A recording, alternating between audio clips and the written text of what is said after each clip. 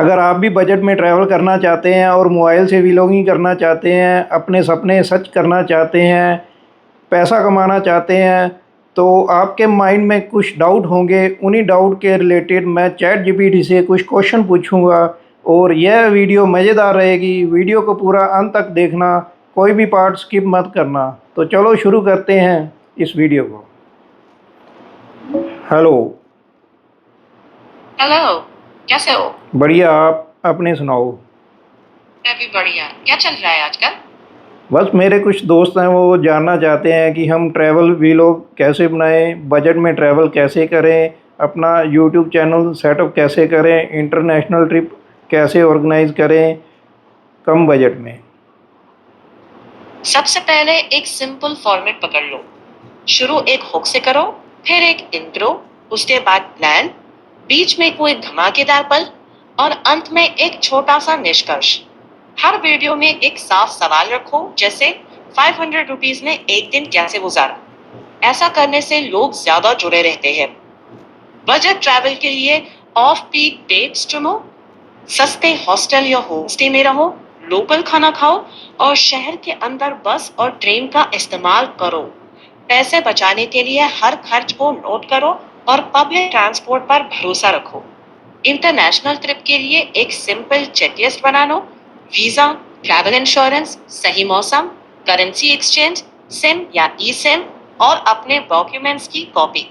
Channel के setup के लिए नाम, ऐसी आर्ट जो ये बताए कि आपका चैनल किस बारे में है। अबाउट सेक्शन में साफ साफ लिखो कि आपका चैनल क्या है। एक छोटा सा चैनल इंट्रोडक्शन वीडियो बनाओ। अपलोड का एक तय शेड्यूल रखो और हर वीडियो में एक जैसा स्टाइल रखो, यानी थंबनेल, फॉन्ट और छोटी वीडियो का लुक। अगर आप चाहो तो मैं आपके पहले वीडियो के लिए एक बेसिक स्क्रिप्ट बना दूं, जैसे इंट्रो हुक और बोलने वाली लाइनें। लेकिन सबसे पहले तो मेरे दोस्तों के पास मोटिवेशन की कमी है। मोटिवेशन लाने के लिए उन्हें क्या करना चाहिए? सबसे पहले मकसद से जोड़ो। क्यों शुरू करना चाहते हो? पैसे के लिए, आजादी के लिए या कहानियां शेयर करने के लिए? इसे लिख लो। फिर छोटे छोटे गोल सेट करो, जैसे मैं इस वीकेंड 3 मिनट का एक वॉकिंग टूर शूट करूंगा। छोटे छोटे जीत के पल बनाने से कॉन्फिडेंस आता है। परफेक्शन की नहीं, प्रोग्रेस की सोचो। एक दूसरे का साथ दो, फीडबैक दो और हर हफ्ते बस एक छोटा रिजल्ट शेयर करो। बस इतना ही काफी है। क्या सोलो में ट्रैवल करना चाहिए या दोस्तों को साथ लेके जाना चाहिए? अगर कॉन्फिडेंस कम है तो एक भरोसेमंद दोस्त के साथ शुरुआत करना बेहतर रहता है। इससे तुम्हें सुरक्षा का एहसास होता है और जिम्मेदारियां बांटने में आसानी होती है। लेकिन अगर तुम्हें आजादी पसंद है, अपने फैसले खुद लेना अच्छा लगता है और अनजान लोगों से मिलने में मजा आता है, तो सोलो ट्रैवल बेस्ट है। एक आसान टेस्ट यह है, पास के किसी शहर में एक दिन का छोटा सोलो ट्राई करके देखो। अगर अच्छा लगे तो आगे बढ़ाओ, नहीं तो दोस्त के साथ जाओ। दोनों ही तरीके सही है, बस वही चुनो जो तुम्हारी कंफर्ट और कहानी कहने के स्टाइल के हिसाब से फिट बैठे। क्या तुम पहले एक दिन का सोलो मिनी ट्रिप ट्राई करना चाहोगे? मान लो कि मेरे दोस्तों ने यूट्यूब पे चैनल बना लिया, क्या उन्हें स्टार्ट इंडिया से करना चाहिए या फ़ॉरेन से? शुरुआत इंडिया से करना ज्यादा स्मार्ट है। खर्च कम होगा, गलतियां सस्ती पड़ेंगी और घर के पास रहोगे। इंडिया में इतना वैरायटी है कि कंटेंट की कोई कमी नहीं होगी। लोकल बसें, ट्रेनें, स्ट्रीट फूड, पहाड़ों की छोटी ट्रिप्स, सब कुछ है।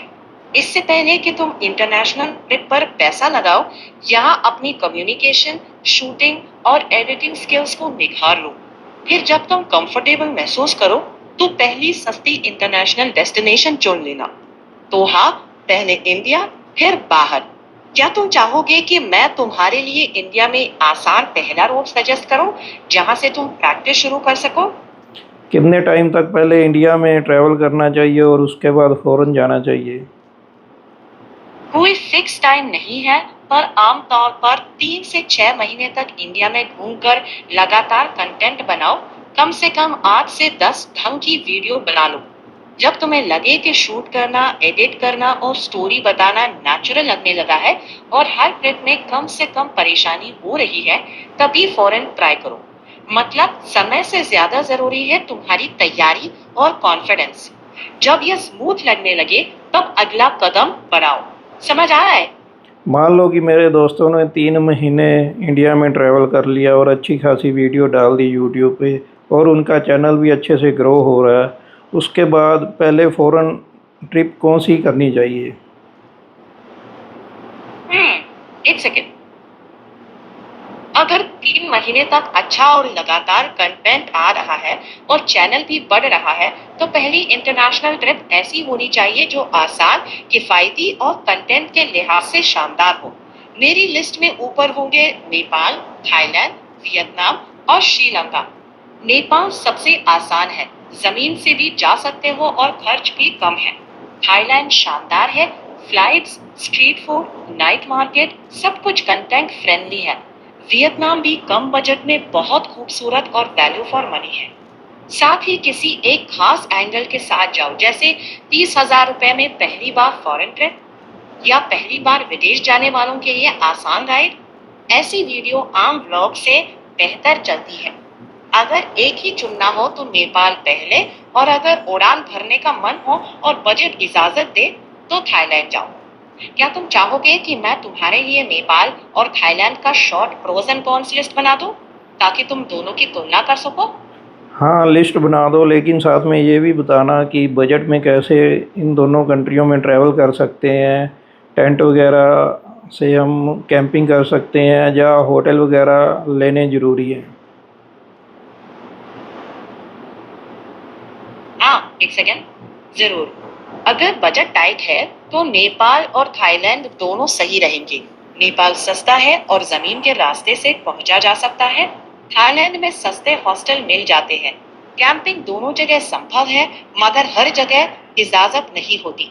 नेपाल में ट्रैकिंग रूट्स पर कई जगह कैंप साइट्स मिल जाती हैं, लेकिन पहली बार में गेस्ट हाउस आसान और सुरक्षित रहेंगे। थाईलैंड में नेशनल पार्क और कुछ आइलैंड्स पर कैंपिंग एरिया है, पर शहरों और बीच पर कहीं भी मनचाही जगह टेंट लगाना अक्सर अलाउड नहीं होता।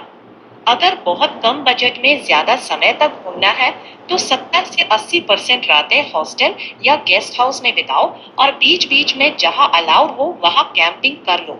इससे खर्च भी कम रहेगा और कंटेंट भी दिलचस्प बनेगा। साथ ही हर वीडियो में ऑडियंस को खुद सिखाओ, जैसे 1,000 रुपए में नेपाल का एक दिन कैसे बिताएं या थाईलैंड में सबसे सस्ता हॉस्टल कैसे ढूंढें। इस तरह का कंटेंट लोगों के काम भी आता है और YouTube पर अच्छा परफॉर्म करता है। अगर चाहो तो मैं इन दोनों ऑप्शन पर एक सिंपल बजट प्लान भी बना दूं। कम से कम कितने रुपीस लेके जाने चाहिए? वहाँ पे करेंसी कैसे एक्सचेंज करा सकते हैं? क्या वहाँ पे एटीएम यूज़ कर सकते हैं या इंडिया से ही कैश वगैरह लेके जाना पड़ता है?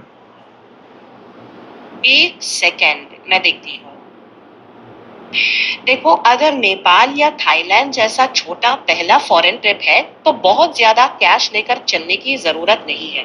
नेपाल के लिए आमतौर पर 25 से ज्यादा से 50,000 में 7 से 10 दिन आराम से पक सकते हैं। फ्लाइट अलग है। थाईलैंड का बजट थोड़ा ज्यादा होता है, तो 7 से 10 दिन के लिए 40,000 से 70,000 का प्लान ठीक रहता है, खासकर अगर सस्ती फ्लाइट्स और हॉस्टल ढूंढ लो। एटीएम से पैसा निकालना दोनों देशों में संभव है, लेकिन अपने बैंक से इंटरनेशनल यूज चार्जेस और लिमिट पहले चेक कर लो। कुछ कैश साथ रखना ठीक रहता है, बस शुरुआत के खर्च के लिए। बाकी जरूरत के हिसाब से एटीएम से निकाल सकती हो।